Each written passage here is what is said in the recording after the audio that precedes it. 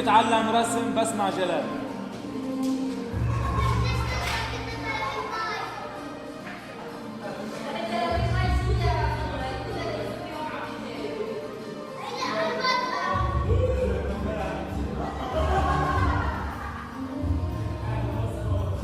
Lorsqu'il évoquait sa condition de Palestinien vivant en Israël, le poète Émile Habibi parlait de la douleur d'être perçu comme un traître par son propre peuple.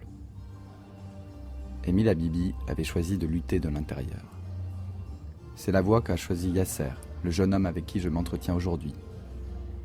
Issu d'une famille arabe chrétienne de Haïfa, Yasser est parti étudier quelques années à l'étranger avant de décider que sa place était ici.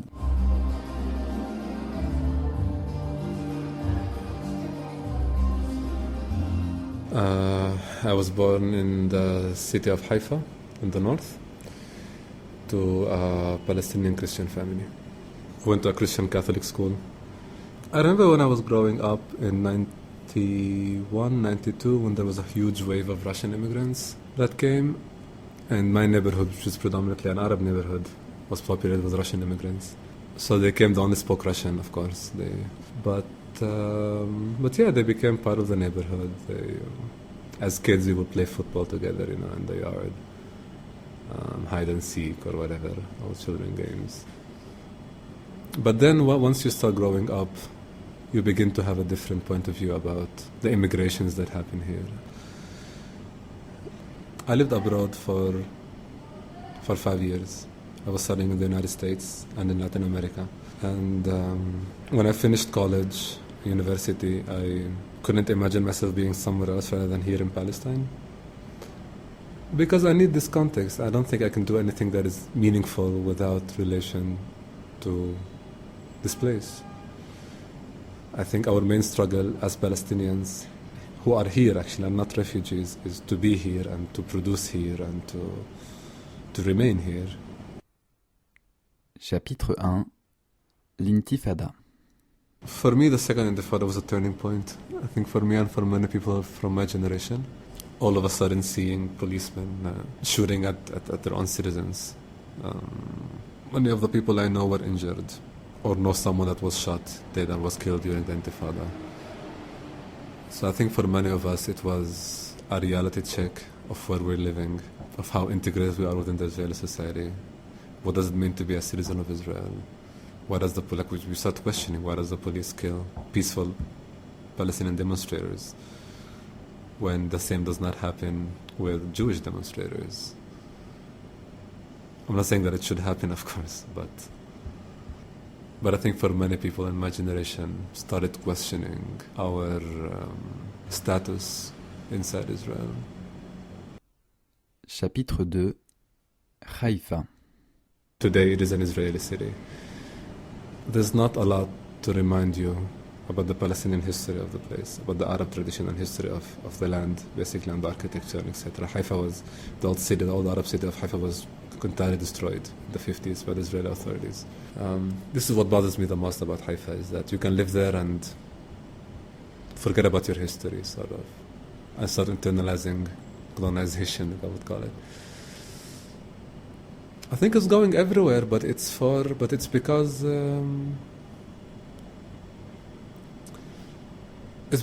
this is the only way for you to survive. Like, if you want to lead a normal life, this is how you lead a normal life. You try to reconcile with the geography around you, with the atmosphere around you. And people want to live, of course. People keep the struggle, but at the same time they want to live.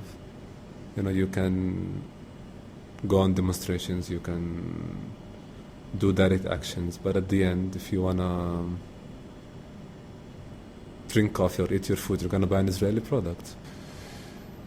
And so growing up, it was never relevant to me, the history of the city and where I'm from. But then all of a sudden, when I started realizing about the history of the city, about the fact that the old city was destroyed, the fact that the main Palestinian population of Haifa is not here anymore, they are refugees now,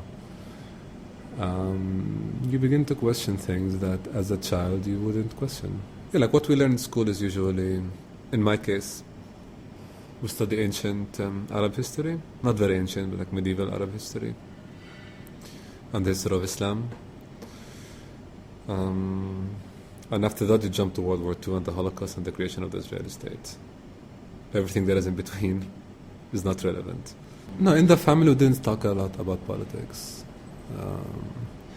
And usually in many Palestinian families inside Israel, politics is not something to talk about a lot. I think that we have a culture of fear when it comes to these kind of issues. I think it's more of a discourse of survival rather than a discourse of construction or of trying to construct a certain future. Chapitre 3. Jérusalem. Jerusalem is quite an intense place. One of the things that despite the difficulties that are here in Jerusalem, one of the things that I truly appreciate here is the idea of being in an Arab city. Because inside Israel, there's no Palestinian cities at all. And here you come all of a sudden, you only see people speaking and you only hear Arabic. You see signs in Arabic. You can talk to people in Arabic, you can approach them in Arabic. No, the tension, you feel it all the time, even in little things.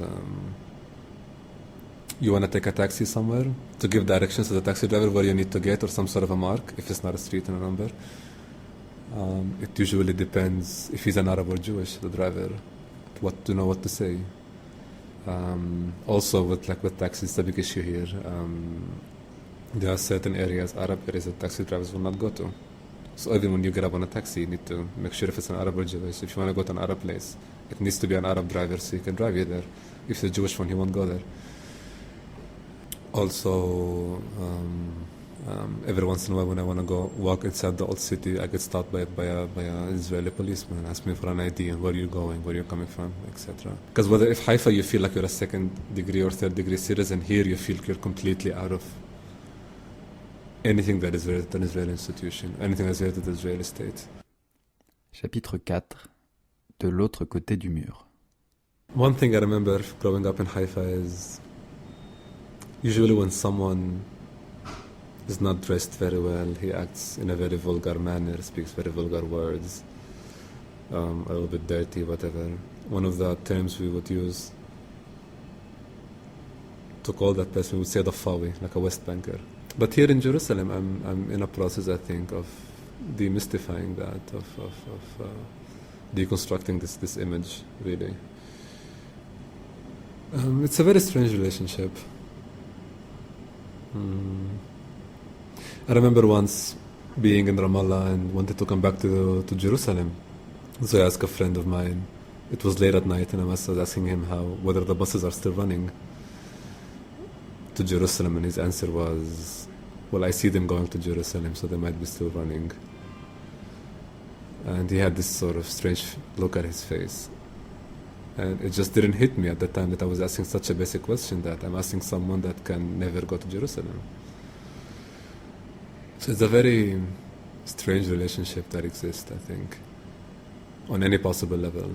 On the one hand, there is deep respect for you, for being part of the Palestinian community that stayed in its land, that is developing means of struggle and means of resistance inside Israel, inside the beast, how you would call it.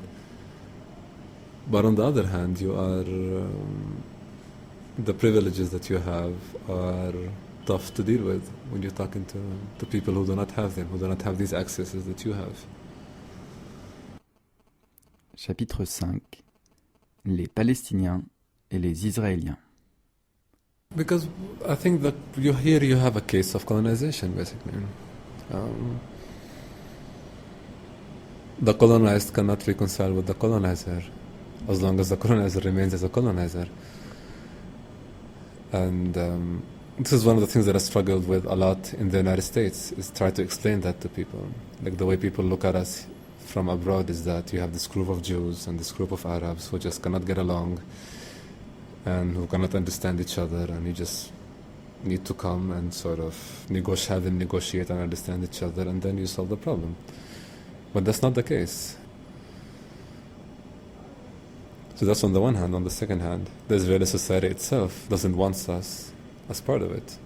The Israeli state is a state that recognizes itself as a Jewish state, as a state of Jews all over the world. The Israeli flag has the Star of David on it. The Israeli anthem talks about, got nothing to do with me as a Palestinian, as a non-Jew here in this country. So how can I even ask for being part of this society? Chapitre 6. L'avenir. It is hard to think of it positively. I think we need a lot of hope here. We lost a lot of hope.